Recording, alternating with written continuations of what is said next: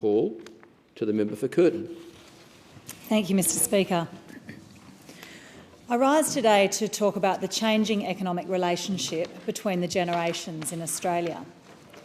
Australia's millennial generation is widely forecast to be the first generation since Federation that has worse economic outcomes than the generation before. Individual wealth of older households is increasing significantly faster than their younger counterparts. In fact, the gap between the wealth of the old and the wealth of the young almost doubled over the last few decades.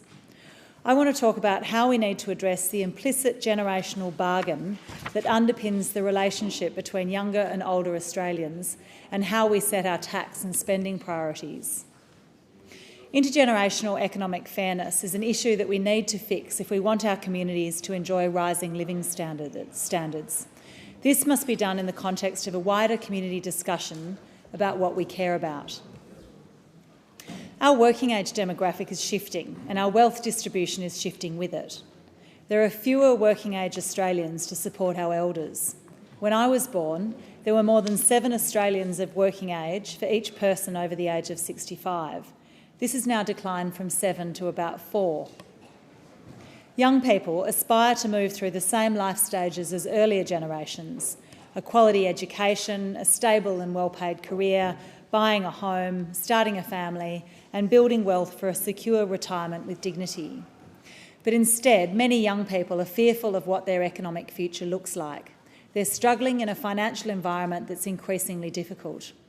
Housing is becoming more expensive, the tax burden is increasing, and job prospects and pay are flatlining.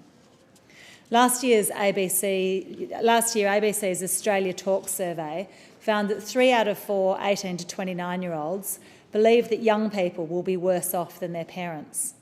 And even overall, across all age groups, 59% of Australians agree with this statement. But this is not about pitting generations against each other. It's not about arguing whether the boomers or Gen Y or the millennials have it tougher. It's not about avocado toast versus free university. It's about looking at how we design our tax and spending so that successive generations can be optimistic about their future. When my husband and I bought our first house in the 1990s, the median house price was about 4.2 times the median annual income. It's now double that at 8.5 times. Today, younger Australians are less likely to own a home than young people were in the past. In 1981, 7 out of 10 30-year-olds owned a home. In 2021, the census showed only 4 did. An asset price boom over the last 20 years has benefited homeowners who are typically older and pay relatively little income tax in retirement, while disadvantaging younger workers who've suffered lower wage growth and pay more income tax. As humans, it's natural for us to care about each other. An underlying assumption we make is that working-age Australians contribute to the care of older and younger generations and can expect the next generation to support them in the same way. But as our population ages, the burden of this care is falling on a smaller cohort of working-age Australians. Working-age Australians are also underwriting the living standards of older Australians to a much greater extent than earlier generations did for their elders. Accounting for inflation, in the 80s and 90s, an average elderly household of people over 65 received $16,500 per year in support from taxpayers. Today, that figure is 65% higher, even though superannuation was introduced to reduce the financial burden of retirement on taxpayers. So not only are there fewer working-age Australians per older Australian, there's significantly more support paid as well. There are controversial and difficult issues to be addressed in this, which is why it will be so important to make it a broad community-based discussion. There are trade-offs and legitimate expectations.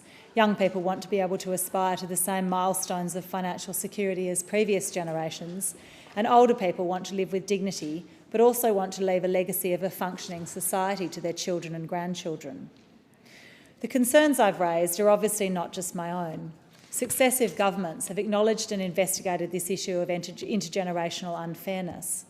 Every 5 years, the Australian government releases an intergenerational report. The 2002 and 2007 reports highlighted the future budget pressures from a steadily ageing population. The 2010 report emphasised the challenge posed by climate change. In the wake of the global financial crisis, the 2015 report illustrated the long-term sustainability of alternative fiscal policy scenarios. The 2021 report painted a dire picture, with budget deficit forecasts for 40 years, net debt still at 34% in 2061, and the interest cost of servicing that debt growing to 1.7% of GDP. I commend this government for undertaking to release the next intergenerational report next year, earlier than it's due. But the intergenerational report has not traditionally contained recommendations, and this is a missed opportunity. I challenge the government to take this opportunity to kick off a full and frank inquiry into intergenerational fairness. A coalition of youth organised groups, Think Forward, the Foundation for Young Australians, Youth Action, Youth Development Australia, and the Youth Affairs Councils from several states are supporting this idea. They take inspiration from the 2018 House of Lords inquiry in the UK.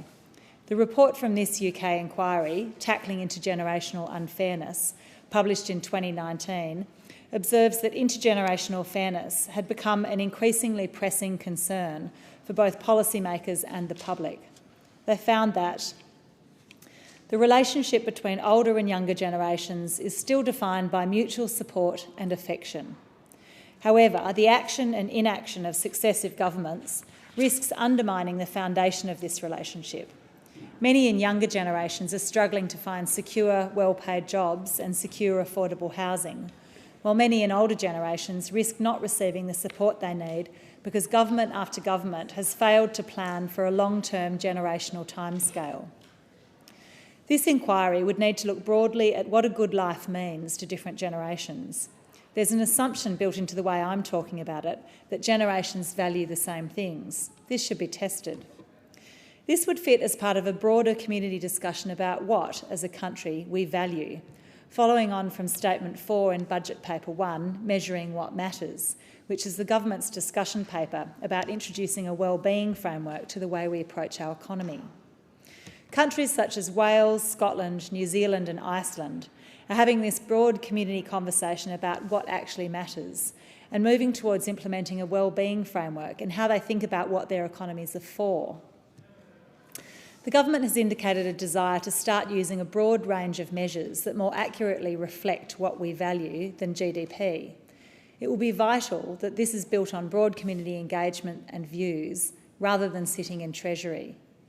While it may take longer to build consensus on what we care about than it would for Treasury to adopt a pre-designed model from another jurisdiction, this engagement work is essential in rebuilding trust in our democracy and building a common understanding of the context in which we'll need to make difficult decisions. With high but reasonable community expectations about support for the aged, for children and for people with disabilities, revenue will need to come from somewhere. While no one likes to talk about tax, this is not a problem that will fix itself. We need to either reduce our expectations of support or be open to new ways of paying for it. This was raised a decade ago in Ken Henry's review of the tax system, but not much has changed. Understanding generational differences in what we value and how we want to live through an intergenerational fairness inquiry would inform longer-term thinking and provide a mandate for some of the economic reform that's ground to a halt over the last decade. At the last election, communities such as mine in Curtin indicated that they wanted to see longer-term thinking in policy development and an optimistic and courageous vision for the future of the country. Now is the time to start these national conversations. What's important to us? How does our tax and spending system reflect what we value? How do we make good on the intergenerational bargain to support people at the vulnerable beginning and end of life in exchange for the promise that we will keep making things better? I'll continue to work with government and other stakeholders to support these longer-term discussions, to ensure that we're focusing on the things that matter and making structural decisions that do not unfairly burden our children and their children. Thank you. The question is,